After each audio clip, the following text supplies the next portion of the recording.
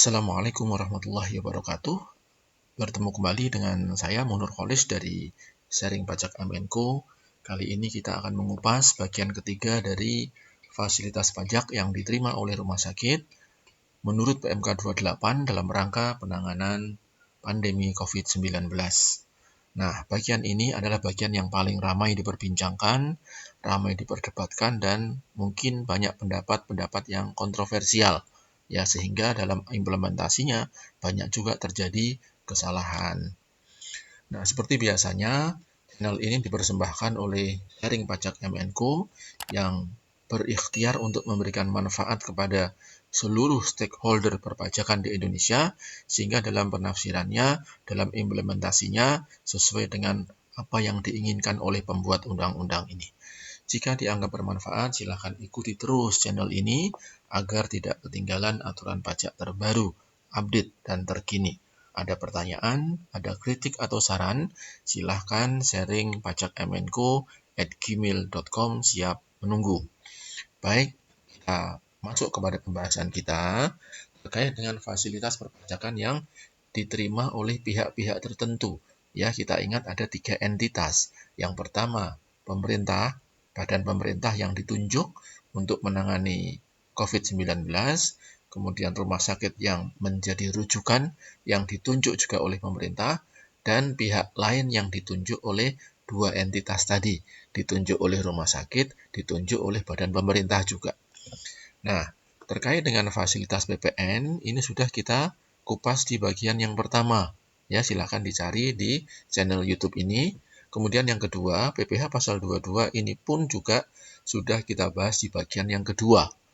Nah, kali ini kita akan mengupas bagian terakhir dari fasilitas perpajakan PPh di sini, ya. Ada PPh pasal 21 dan PPh pasal 23.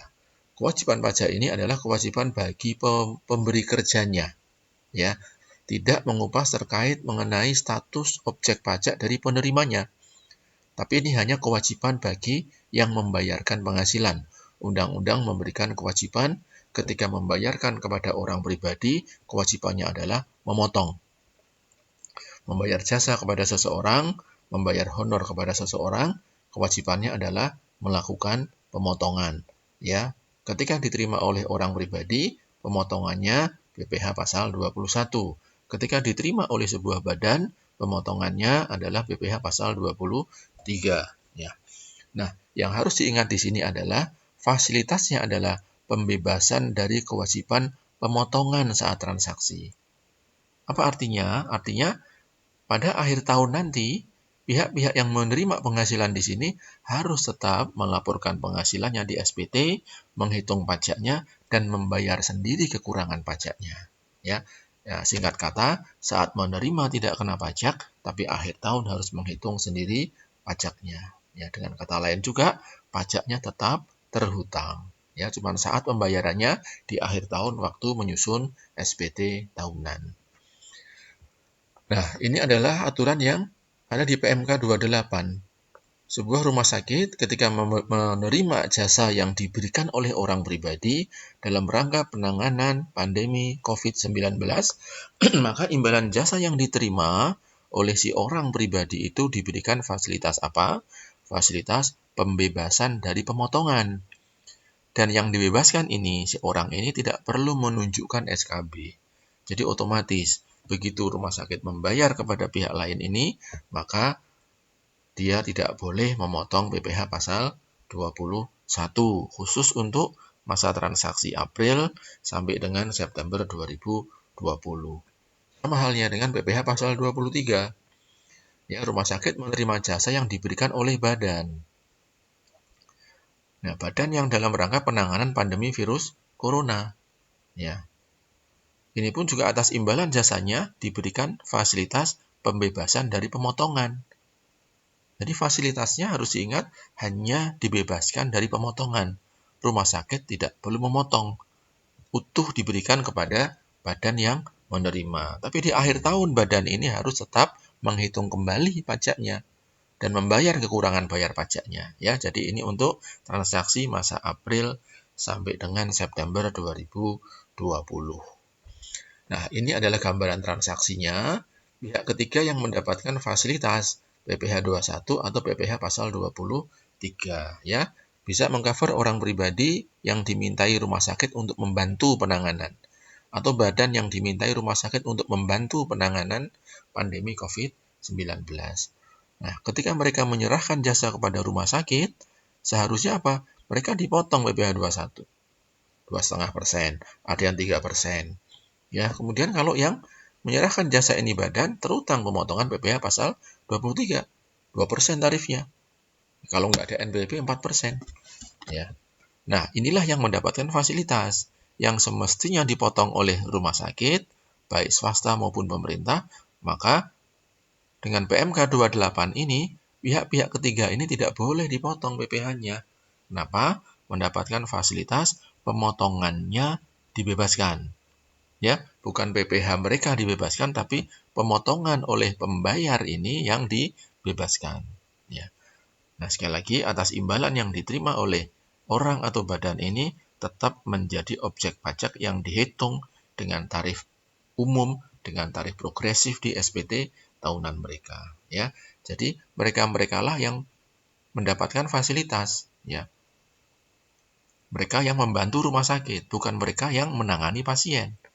Jadi harus kita lihat nih alurnya nih. Orang atau badan ini bertransaksi dengan rumah sakit. Bukan mereka yang menangani sendiri pasiennya. Mereka yang dimintai bantuan oleh rumah sakit. Ya, misalkan untuk perbaikan alat-alatnya di situ, ya, atau memberikan jasa konsultasi, jasa manajemen di situ. Itu yang mendapatkan fasilitas. Nah, kemudian yang menjadi isu menarik, isu panas kita adalah apakah terhadap insentif, ya maaf, apakah terhadap insentif penanganan COVID-19 yang diterima oleh dokter, termasuk tenaga medis yang lain, mendapatkan fasilitas bebas pemotongan PPh 21 atau tidak? Ini yang ramai di masyarakat. Ya, dan mudah-mudahan nanti akan ada penegasan sehingga dokter dan para tenaga medis ini tidak resah dan merasa mendapatkan penghargaan dari pemerintah. Nah, di lapangan ada dua pendapat yang mengerucut, yang mengemuka ya. Yang pertama adalah ketika rumah sakit ini memberikan imbalan terkait dengan penanganan COVID untuk dokter, maka pemahamannya adalah bebas pemotongan PPh 21. Dokter nggak boleh dipotong PPh 21, mendapatkan fasilitas itu. Tapi atas penghasilan rutin yang diterima oleh dokter, ketika dokter ini kebetulan juga statusnya adalah pegawainya rumah sakit, maka ini yang dipotong PPh pasal 21. Ya, ada juga rumah sakit atau bahkan dokter yang mengatakan semuanya terkait imbalan jasa COVID maupun yang penghasilan rutinnya, termasuk yang non-COVID, itu semuanya bebas. Ya, berarti macam-macam pendapat-pendapat di lapangan.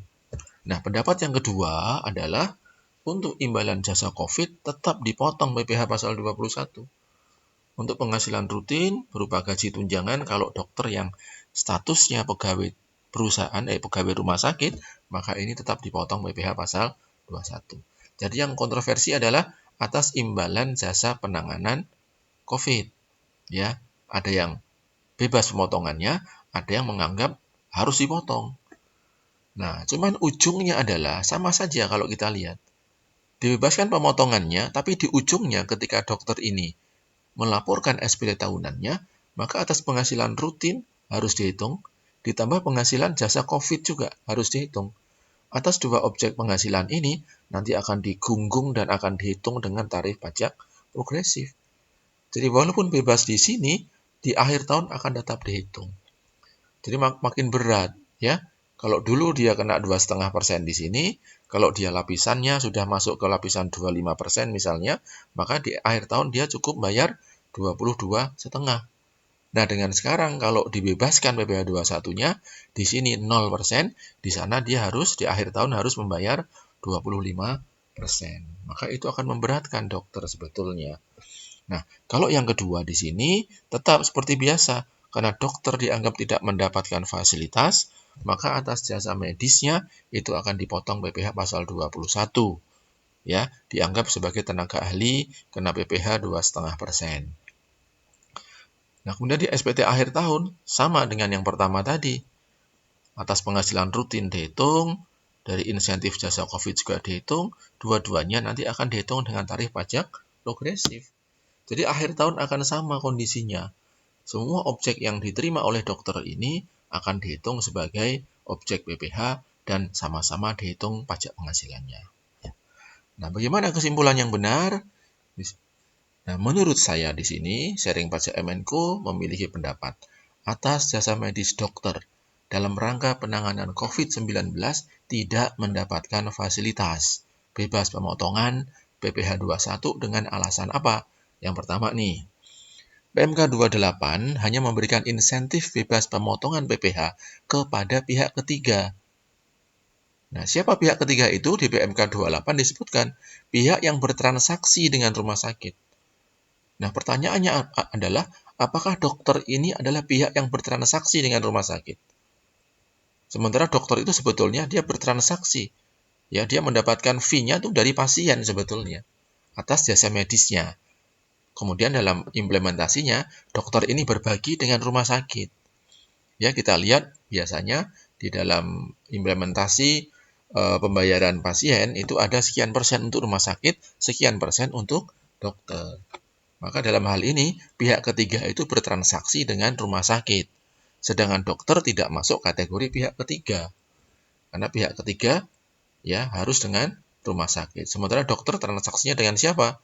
Untuk jasa tenaga ahli, dia bertransaksinya sebetulnya dengan pasien. Ya. Kemudian yang kedua, dalam petunjuk pelaksanaannya. Petunjuk pelaksanaan PMK 28 itu diatur di SE 24 PJ tahun 2020. Nah, dalam memahami sebuah peraturan, menafsirkan peraturan, kita harus menafsirkan secara sistematis antara isi dengan penjelasannya, isi dengan contoh perhitungannya. Ya. Nah, yang dicontohkan di sana bukan dokter.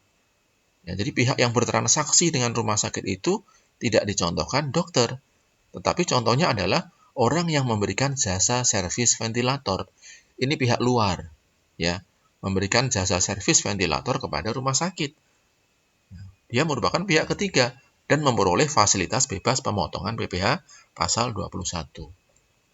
Ya, jadi kenapa alasan yang kedua ini adalah SE ini tidak memberikan contoh perhitungan terkait dokter yang memberikan layanan medis kepada pasien.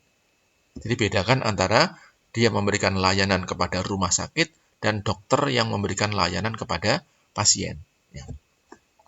Yang ketiga, alasannya adalah kenapa dokter itu tidak mendapatkan fasilitas, karena dokter telah mendapat insentif tersendiri, seperti yang dijanjikan oleh pemerintah, ya, dalam bentuk uang dari pemerintah.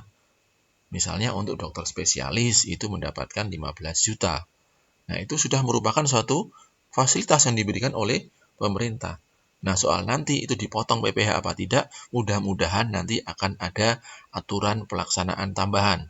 Ya, saya sih berharap supaya insentif ini pun juga mendapatkan fasilitas tidak dipotong PPh pasal 21, bahkan bebas.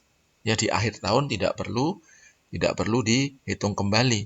Bisa fasilitasnya bebas, bisa fasilitasnya berupa PPh yang ditanggung oleh pemerintah. Ya.